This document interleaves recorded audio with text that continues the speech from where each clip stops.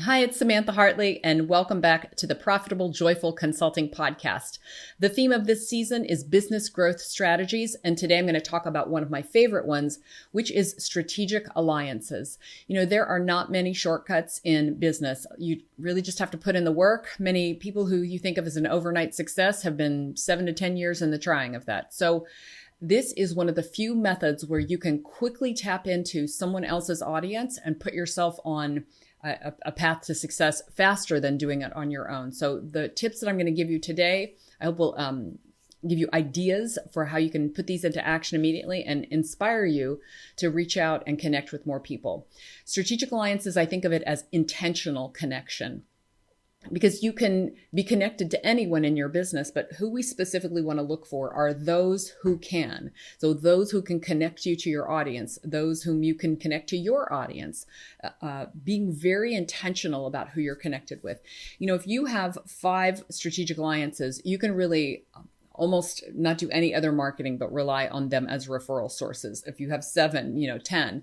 So it's a really valuable foundation for your business. And I'm going to talk about exactly how to set these up and who to choose and how to work with them. Let's jump in. The first thing I mentioned connection. Too often, consultants are isolated in their business. They're working on their own. They work with their clients. They come home and there's not enough connection to other people who are out there. Sure, there's a few people to whom this comes naturally, and you might be one of them. But for a lot of us, we have to be very intentional about reaching out and then connecting. And one of the funny things about this is that a lot of when you reach out, can feel like you're finding more and more competitors. Oh no, there's another competitor. What's great about strategic alliances is that everyone, really no one is a competitor. When you think about them this way, it's all about how can we serve our audiences better. So you can develop an abundance mentality about competition.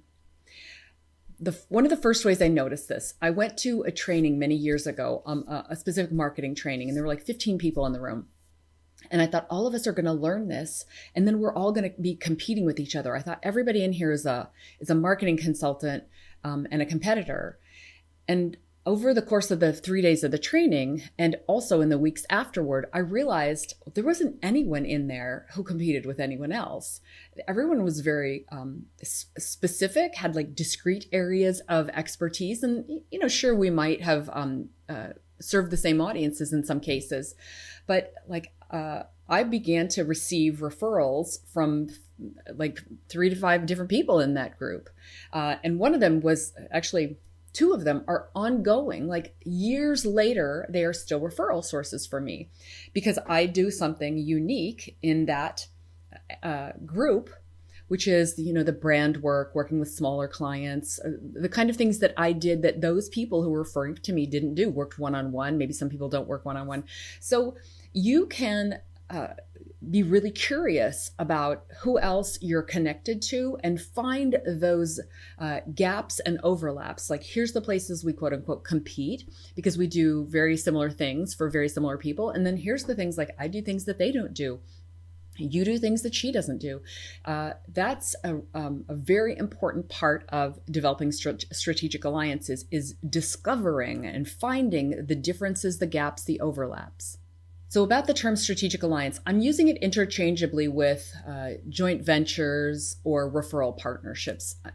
They're very similar as far as strategies. So I'm going to talk about 4 aspects of them, and you'll kind of hear some nuance in there about which ones are which.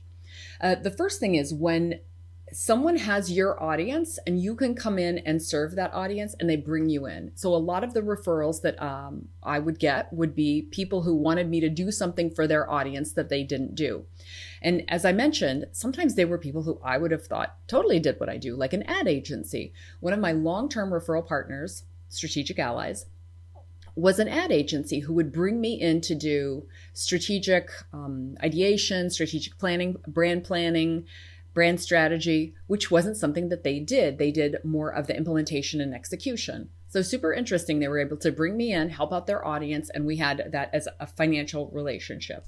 I've also had long-time referral partners, strategic allies, a chamber of commerce. There was also someone who was she was part of the chamber of commerce, but she was basically just a civic leader who would see things happening in the city that I was living in and recommend that I go in and help them. So she was constantly sending me referrals. I had a business insurance agent who, when his clients were looking for help growing, like help with their marketing or help getting more clients, help growing the business, well, he was insuring that business, but he could mention me and I could go in and help those clients.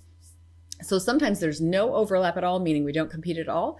And sometimes there's, we're basically in the same field, but just doing slightly different versions of it. In that way, I had a foundation of my business that was based on these relationships. And that's something that you can set up as well. Who is serving your audience, and that you can access that audience to bring your skills to them. A broad way to think about this is things like associations, any kind of online communities where you can access them, online or offline communities. Nowadays, we're doing more of the online communities. Who can give you an access point where you can put yourself in front of that existing audience? A lot of times I'll have clients who are looking at online strategies like Google AdWords and things like that. And it's like, you're a part of this association that has like 10,000 members. And if you can get them to promote you to the members, you're going to have all the clients you can handle. So think broadly about who has your audience and what you can do to go in and get in front of that audience. The second perspective that I have on strategic allies is almost the opposite. It's when you're looking at your audience and your network and connections, who can you bring in to serve your audience that don't necessarily compete with you and augment or fill out whatever your offer is. I've seen this with human resources. You would think that they all kind of do the same thing. In human resources, there's kind of a division between those who do compliance work and those kinds of things and those who do soft skills, leadership training and things like that. So the client needs both probably. And if that's the case with some of your clients, then it helps the client and it helps you to already have someone and know someone that you can bring in. Now, as I say that, I realize that some people feel there's a risk. You take on a risk when you bring someone in. Yes, we do. In strategic alliances, there's a risk, an inherent risk on each side. Like I might bring you in and you might not do a great job, or you might bring me in and I might not do a great job. So it's really important that all of us are really doing our best to build and nurture connections that we trust, right? There's nothing more important than we make that person look good who took a risk and brought us in. Now, a quick side note. When you receive referrals from someone, it's really important that you turn those referrals into clients so that you convert them. Because someone has trusted you and said, I think this person is a good fit for you. And they've sent them over. Now, if they're not a good fit, then don't convert them. By no means do we want you to work with clients who aren't perfect for you. But if they've sent them, then this person who knows you well should be sending you clients who are a perfect fit for you. If they don't, you can have a conversation with your strategic ally about who's a good fit for you and who isn't. But over time, you should develop a relationship to where if they send someone to you, they turn into a client. And so they can trust that there's this pipeline that they're going to send and you're going to help their person. And that can be a revenue source for them where it's not a fit for them. They send them to you and you turn them into a client and you pay them a commission for that. But more often it's less that people want the referral source, the revenue source, and it's more important to them that their client is satisfied. So the first thing I think is really important is that you do convert them. And the second thing I think is absolutely critical is that you delight them. So that person that you work with is so delighted with your services, and that puts a halo effect on the person that sent them to you. Now, as I've mentioned, the second perspective is us doing that, where we bring someone in to work with our clients. And of course, we expect that person to convert. We expect that person to make that referral a client, and then also to delight them. So there's a trust factor in this. There's an abundance mentality of all of us sharing these things that sometimes people have scarcity around. Like, this is my client and I can't risk. This is my client and I want all of the money from this client, or things like that. So it's an opportunity, this strategy, to work on abundance mindset and really living into abundance and trust. Trust that you can find people who are going to serve you. I mentioned in the team episode that you should work exclusively within your joy and genius zone, and that whenever possible, you are outsourcing things that can be done cheaper, better, and faster by someone else. And a lot of that is happening here, where you're bringing in other experts who can serve your audience better than you can, and also that it's more in their joy and genius zone than in yours. And as you grow in your business, you're going to have different things that are in your joy and genius zone. You're going to have different things that can be done better, faster, and cheaper by someone else. So I love the idea that we're collecting and nurturing these contacts who can be of service. They can be of service to our audience. We're collecting those contacts so that we can be of service to their audience. My third perspective on strategic alliances is partnerships. It's when you and someone else come together, bring your audiences together, and then sometimes a third thing happens, which is the two things that you bring together attract a new audience. And so it's really tapping into the talents, the attraction of each of you to create something that's bigger than you.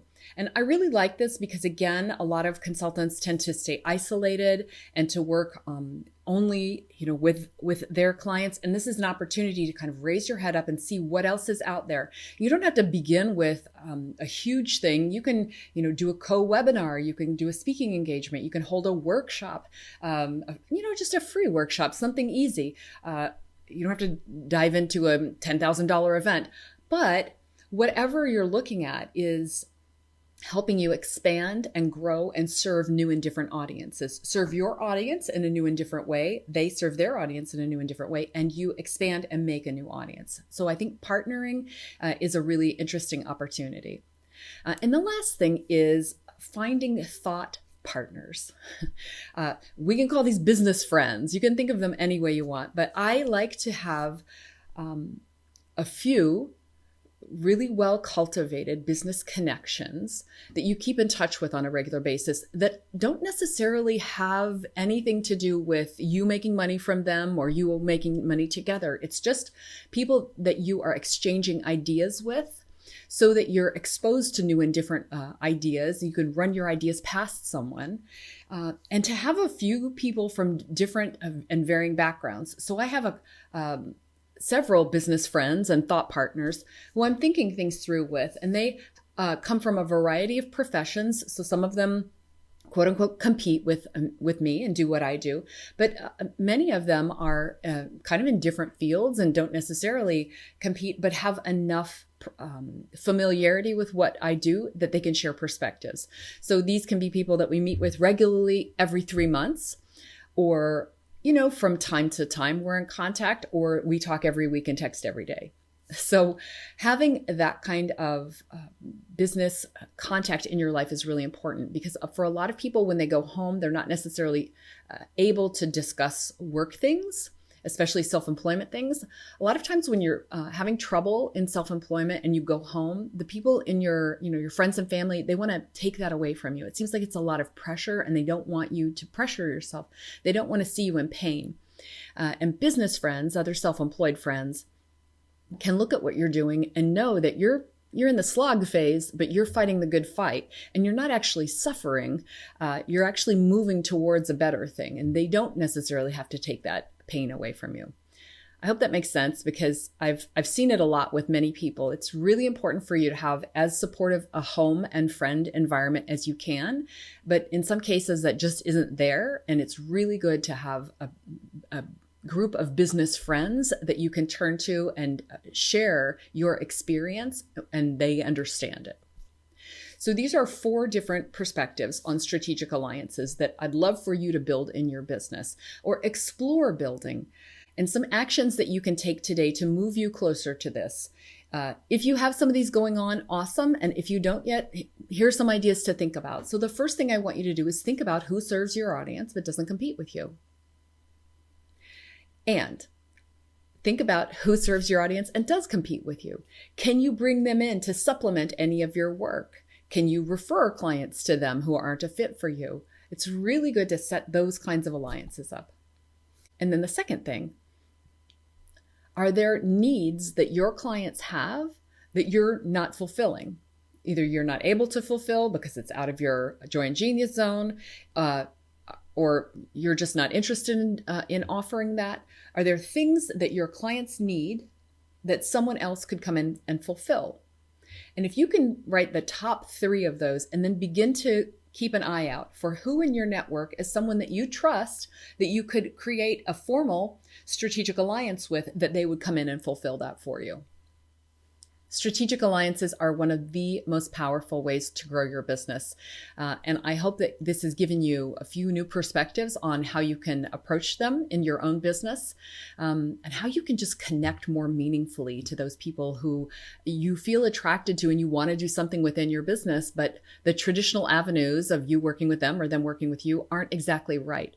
Hopefully this can give you some ideas that there are more ways to work with those and to stay connected to people who you want to be close to in your business. Until next week, I'm wishing you a profitable and joyful consultancy. Thanks for watching. Please like this video, subscribe to the channel, and click the bell to get video updates. Thanks.